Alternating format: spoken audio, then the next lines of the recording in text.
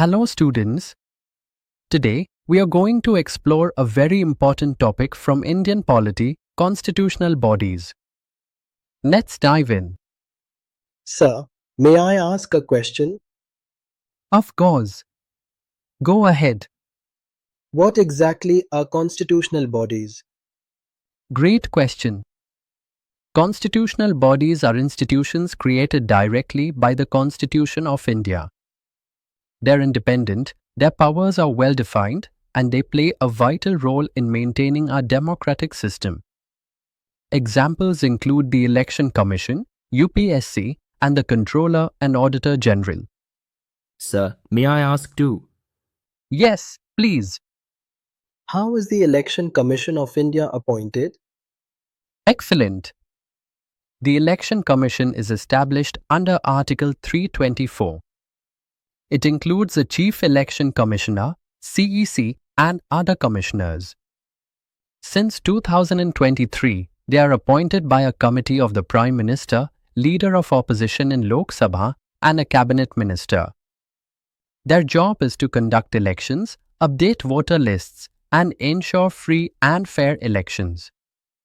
Sir, what is the difference between UPSC and state public service commissions? Good comparison. The Union Public Service Commission, UPSC, under Articles 315 to 323, conducts exams like IS, IPS, etc. for central services.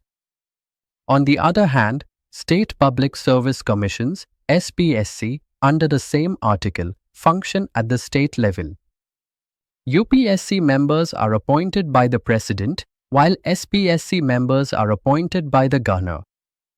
Sir, who is responsible for auditing the government's money? That's handled by the Controller and Auditor General of India, CAG, under Article 148. The CAG audits all government income and spending and is known as the guardian of the public purse. What about the Attorney General? Good observation. The Attorney General of India is the chief legal advisor to the government.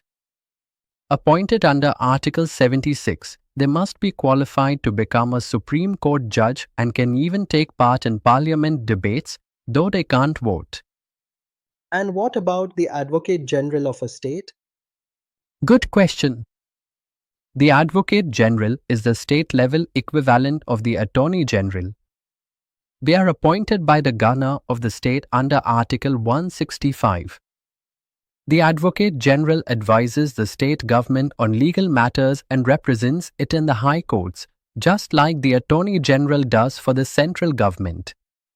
Sir, are there any provisions for protecting language-based minorities? Yes, there is a specific constitutional post for that. It is called the Special Officer for Linguistic Minorities, established under Article 350B of the Constitution. This officer is appointed by the President of India and submits annual reports to the President.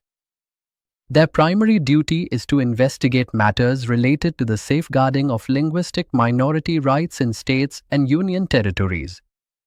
Sir, are there any commissions for SC, Cent, or OBC? Yes. There are three major commissions. National Commission for Scheduled Castes, NCSC, Article 338. National Commission for Scheduled Tribes, NCST, Article 338A. National Commission for Backward Classes, NCBC, Article 338B. Each ensures the safeguards and welfare of their respective communities. Here are the main features of constitutional bodies. 1. Mentioned in the Constitution, their existence and authority are defined directly by the Constitution. 2. Appointed mostly by the President except for state commissions, which are appointed by the Governor. 3. Fixed and defined removal process. Their removal involves a detailed and rigorous procedure.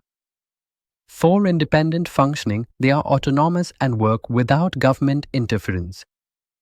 These features ensure that constitutional bodies uphold democratic values and constitutional integrity. Sir, What is the difference between constitutional and non-constitutional bodies? That's a great closing question. Let's compare the two. Constitutional bodies are created directly by the Constitution. Examples include the Election Commission, UPSC, and CAG. These bodies are permanent, autonomous, and defined in the Constitution. Non-constitutional bodies, also called statutory or executive bodies, are created by an act of Parliament or an executive resolution. Examples include Niti Aayog, NHRC, and NCPCR. These bodies can be modified or even abolished by the government. In simple terms, constitutional bodies are embedded in the Constitution itself, while non-constitutional bodies are created by the government as needed. Thank you for your questions. Keep learning. Stay curious. Jai Hind.